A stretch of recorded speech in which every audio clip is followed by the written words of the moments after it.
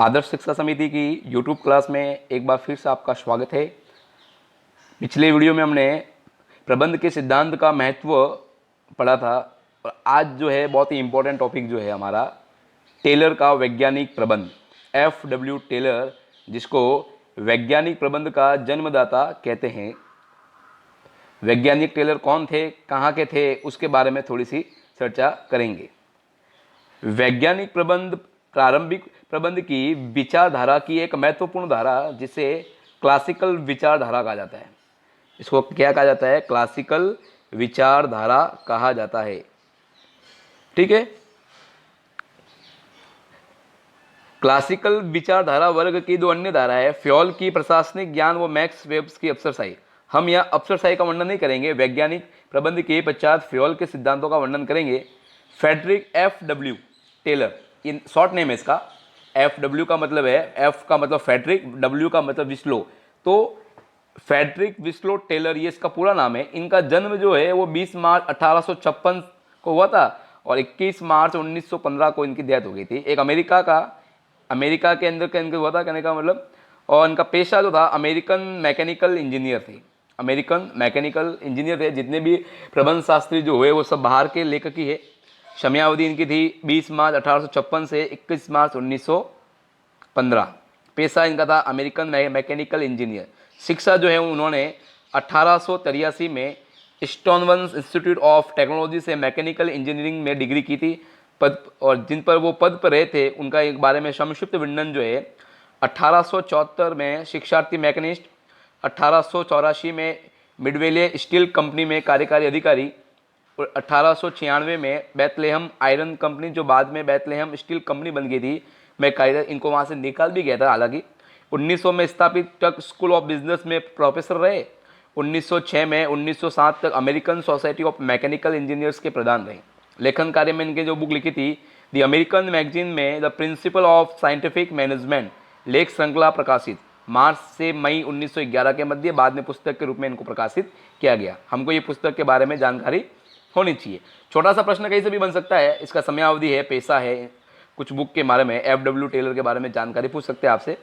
1906 में उन्होंने concrete plains and राइनफोर्ट्स, 1893 में नोट्स ऑन बेल्टिंग, दिसंबर 1906 में on the art of cutting metals, जून 1895 में पिस्रेट सिस्टम्स, 1915 में the making of puttings green लेक माला प्रकाशित, मार्च 1918 में द अमेरिकन मैगजीन में प्रकाशित not for the genius but for the average man. तो यह FW टेलर जो थे वो मैकेनिकल इंजीनियर थे जिन्होंने औद्योगिक कार्यक्षमता में सुधार करना चाहा। जो जितनी भी जो फैक्ट्रियाँ जो होती हैं उनमें जो है उनकी कार्यक्षमता में वृद्धि करने के लिए उन्होंने सुधार करना चाहा। 1874 में वह एक शिक्षार्थी में मैकेनिक बना। एक कहानी टाइप कहानी, इसको ध्यान में रखे, जहाँ उसने नीचे के स्तर की कारखाना परिस्थितियों के संबंध में ज्ञान प्राप्त किया। उसने मैकेनिकल इंजीनियरिंग में डिग्री प्राप्त की। वह कार्यक्षमता आंदोलन के विद्वान नेताओं में से एक था। उसने उत्पादन की कारखाना प्रणाली के स्वरूप में परिवर्तन को बहुत अधिक प्रभावित किया। आप उसकी प्रशंसा अवश्य करेंगे कि वो औद्योगिक क्रांति के इस युग से जुड़ा था। बड़े पैमाने पर उत्पादन जिसकी विशेषता थी। आप ये भी समझते हैं कि प्रत्येक नए विकास को संपूर्णता प्राप्त करने में कुछ समय लगता है।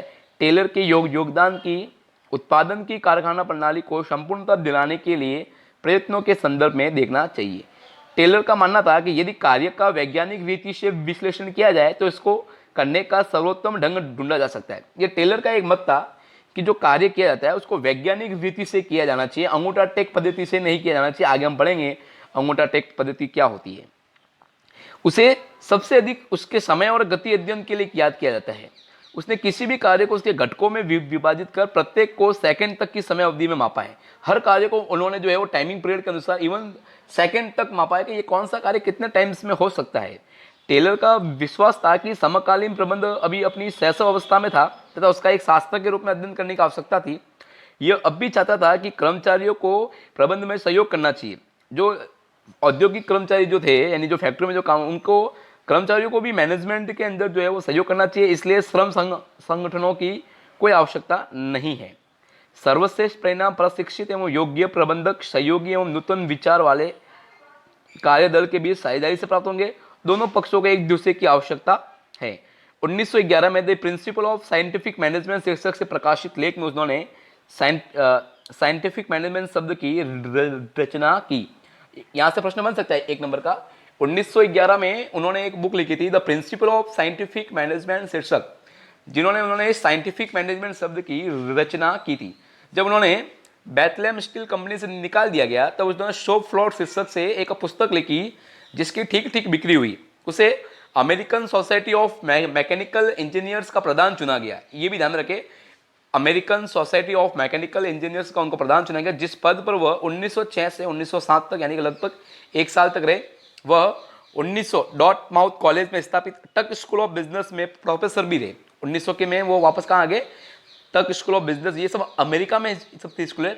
1884 में अपनी नेतृत्व क्षमताओं के कारण मिडवेल स्टील कंपनी में कार्यकारी अधिकारी बने।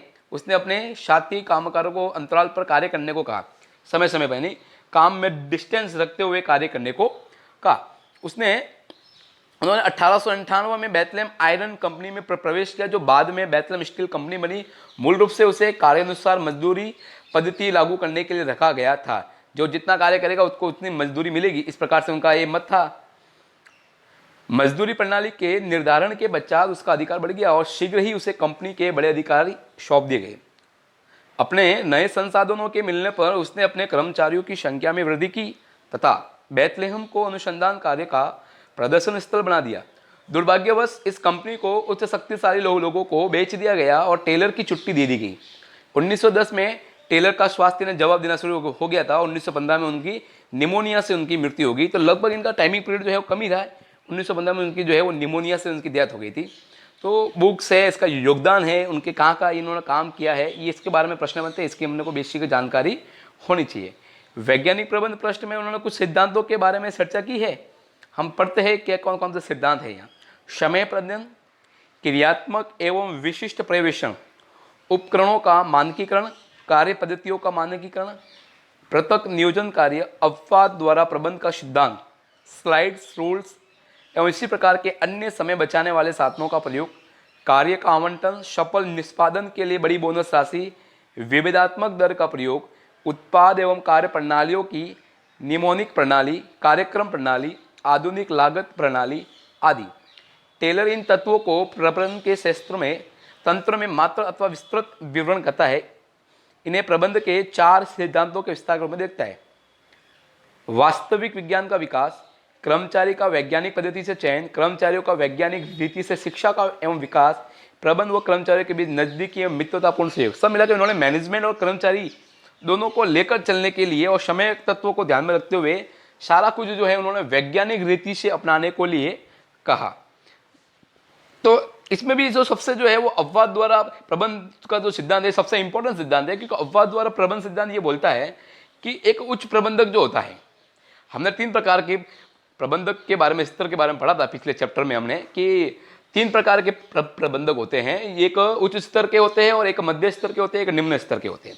उच्च स्तर के जो प्रबंधक जो होते हैं, मैनेजर जो होते हैं, वो उनका कार्य जो है वो नियोजन को लेकर, प्लानिंग्स को लेकर जो है वो डिसाइड किया जाता है कि उनका जो ध्यान जो है वो कंपनी के, संस्था के उद्देश्यों को ध्यान में रखना चाहिए। उनको छोटी मोटी चीज़ों में ध्यान नहीं रखना चाहिए।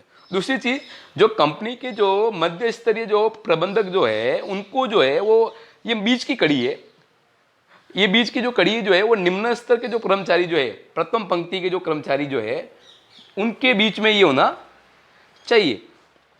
उन दोनों के बीच की समस्याओं को ये सुलझ जाता है। तो ये दूसरा पॉइंट हो सकता है। तीसरा जो है वो निम्न स्तर के कर्मचारी प्रबंधक होते हैं। इनका कार्य जो है वो केवल जो है वो डायरेक्टली इनका लेबर से इनका संपर्क जुड़ा हुआ होता है। तो मेरा यहाँ समझाने का जो ट्रिक जो है वो ये रहेगा कि जो एक उच्च स्तरीय का प्रबंधक जो है, मैनेजर जो है, उसका ध्यान जो है केवल उच्च स्तरीय निर्णयों को लेकर ही होना चाहिए, निम्न स्तर के अधिकारियों तक उसकी नहीं होना चाहिए। इससे टाइमिंग की बचत होती है। इससे क्या होती है? टाइमिंग की जो है वो बचत होती है। दूसरी चीज, अगर वो हर काम में दखल अंदाजी करेगा तो समय जो है इसमें बहुत खराब हो जाएगा। तो उच्च स्तरीय प्रबंधक को केवल जटिल परिस्थितियों में ही जो है वो दखल अंदाज करना चाहिए। हर काम में, छोटे मोटे कार्यों में जो है वो दखल अंदाजी नहीं करना चाहिए। यही फ्रेडरिक फ्योल्स ने, F.W. टेलर ने कहा। आइए और आगे बढ़ते हैं। वैज्ञानिक प्रबंध के सिद्धांत, प्रश्न यहां से बन सकता है कि वैज्ञानिक प्रबंध के जन्मदाता कौन है, तो आपका आंसर रहेगा FW टेलर, फ्रेडरिक।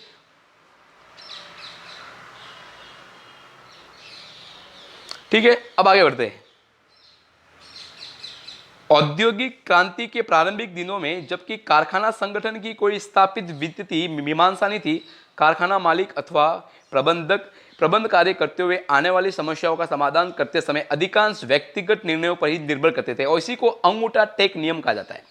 प्रश्न बन सकता है कि अंगूठा टेक नियम कहाँ किसे कहते हैं, तो आपका आंसर ये रहेगा कि औद्योगिक क्रांति के जो प्रारंभिक जो दिन थे वो कारखाना संगठन की कोई स्थापित पद्धति मीमांसा नहीं थी, कारखाना मालिक अथवा प्रबंध कार्य करते हुए, जो कारखाना का मालिक है और अथवा प्रबंधक जो है वो मैनेजमेंट का कार्य करते समय आने वाली जितनी भी समस्याओं का समाधान जो है करते समय अधिकांश व्यक्तिगत निर्णयों पर निर्भर करते हैं, तो इसको हम अंगूठा टेक नियम कहा जाता है। अंगूठा टेक नियम अपनाने पर कारखानों का प्रबंध करते समय प्रबंधक परिस्थिति के अनुसार कार्य कर सकते थे, लेकिन उन्हें प्रयत्न एवं मूल्य की पद्धति की सीमाओं का सामना करना पड़ता था। उनके अनुभवों को विशिष्टता प्रदान करने के लिए जानना महत्व रखता था कि कौन कार्य को करता है, ये ऐसा क्यों करता है। इसके लिए जिस मार्ग पर चलना था वो है वैज्ञानिक पद्धति आधारित थी, अर्थात समस्याओं को परिभाषित करना, वैकल्पिक समस्या समाधानों का विकास करना, परिणामों का पूर्वानुमान लगाना, प्रकृति को मापना, परिणाम निकालना, ये दैट इज द कॉल, ये सब चीजें जो होती है वो वैज्ञानिक प्रबंध यानी कि मैनेजमेंट होता है, साइंटिफिक मैनेजमेंट होता है ये सब। इस परिदृश्य में टेलर वैज्ञानिक प्रबंध के जनक के रूप में उभर कर आए। बिल्कुल सही बता, मैंने पहले ही बता दिया है कि वैज्ञानिक प्रबंध के जन्मदाता जो है वो FW टेलर है। उन्होंने अंगूठा टेक के स्थान पर वैज्ञानिक प्रबंध सुझाया। उन्होंने मानवीय क्रियाओं को छोटे छोटे भागों में बांटा तथा ये पता किया कि वो इसे कम समय व अधिक उत्पादकता से किस प्रकार से कर सकता है। इसमें व्यावसायिक क्रियाओं को स्तरीय उपकरण, उत्पादन में वृद्धि हेतु पद्धतियों एवं प्रशिक्षित कर्मचारियों द्वारा करना, गुणवत्ता में सुधार करना, लागत तथा बर्बादी को कम करना निहित था। टेलर के शब्दों में वैज्ञानिक प्रबंध यह जानने की कला है कि आप श्रमिकों से क्या काम कराना चाहते हैं और फिर ये भी देखना है कि वो जो कार्य जो कर रहे हैं वो सर्वोत्तम ढंग से कर रहे हैं या नहीं, और ढंग से तो करने है, प्लस लागत जो है उसकी कॉस्ट जो है जो आ रही है उत्पादन की वो कम से कम आए, कार्य बेटर हो, लागत कम आए, तभी ये काम होगा।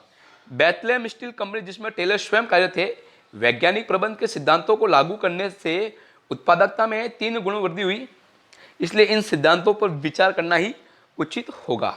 वैज्ञानिक पद्धति न कि अंगूठा टेक नियम।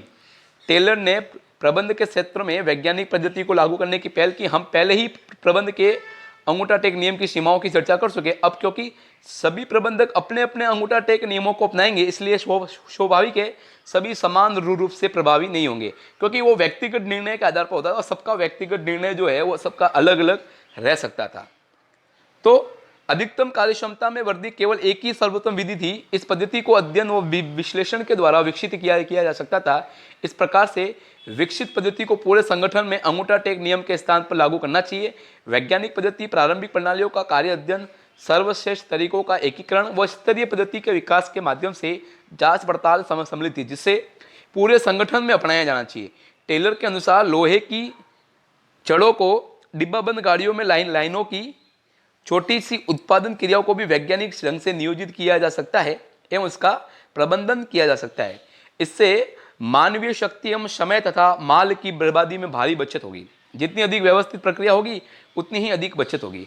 वर्तमान में इंटरनेट का प्रयोग आंतरिक कार्यकुशलता एवं ग्राहक की संतुष्टि में आश्चर्यजनक परिवर्तन लाया है। तो ये था अपना वैज्ञानिक पद्धति न कि अंगूठा टेक पद्धति टेलर के द्वारा। आज इतने पढ़ेंगे, आगे की वीडियो जो है आगे का टॉपिक जो है हम नेक्स्ट वीडियो में पढ़ेंगे। धन्यवाद।